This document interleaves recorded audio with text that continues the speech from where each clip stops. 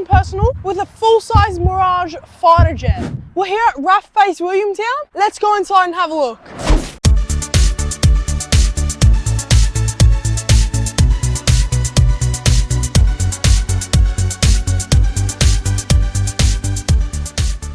We're here with Neil.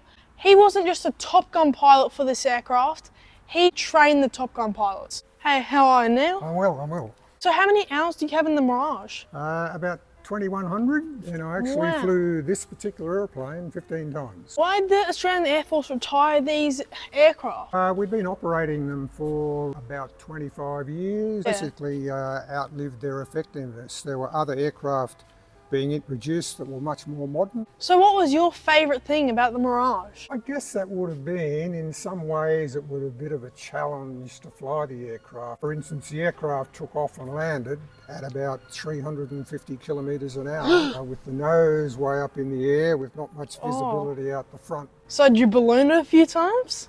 Not so much ballooning it. I touched down harder than I would have liked on a few occasions. Yeah. So here's the radar that belonged to the Mirage. Whereabouts in the aircraft did this sit?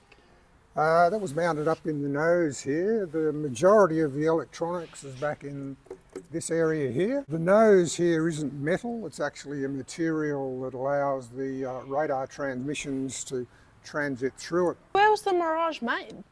It's actually a French design. First two aircraft were made in France, disassembled and brought out here to Australia and reassembled. The remainder were manufactured in Australia at Avalon down near Geelong. So what do we have here? Unlike the F-18 where the gun is actually physically mounted inside the aircraft all the time, in the Mirage it had two guns, one on either side.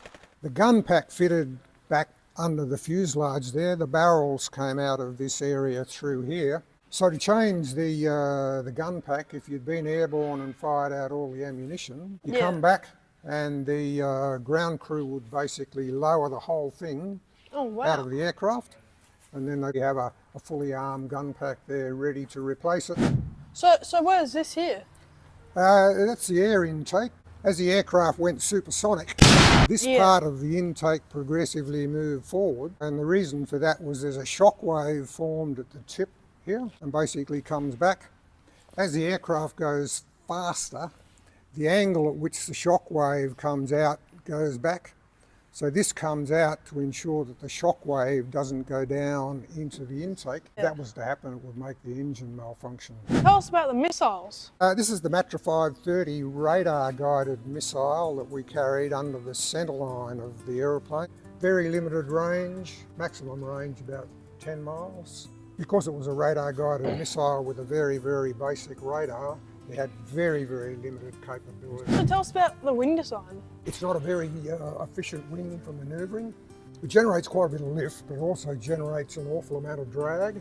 So once you start manoeuvring the aircraft tends to slow down quite a bit. So that's what we call the AIM-9 Bravo Sidewinder. A very, very early generation heat-seeking missile. It had to be fired from behind the target aircraft within about a 60-degree cone. It had limited manoeuvrability and probably wouldn't be able to follow the evasive manoeuvres of the target aeroplane. This is a combined fuel tank and bomb carrier. It carries 110 gallons of fuel and you carry one bomb forward on this side, another bomb here, and then on the inside it can carry two bombs as well. Between this side and the other side you could actually load 8 500-pound bombs on the aeroplane. So one engine?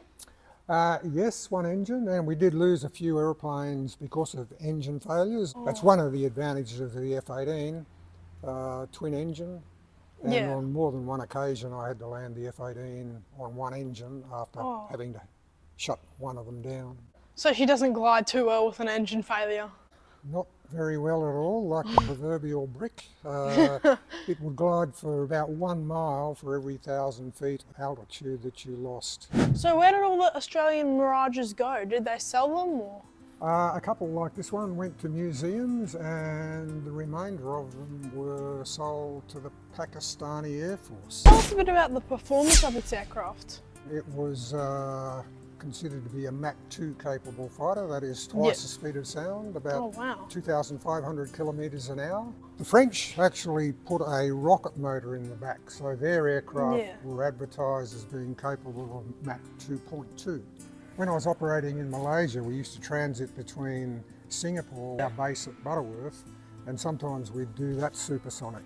We'd often try to get up to Mach 2 while we did that.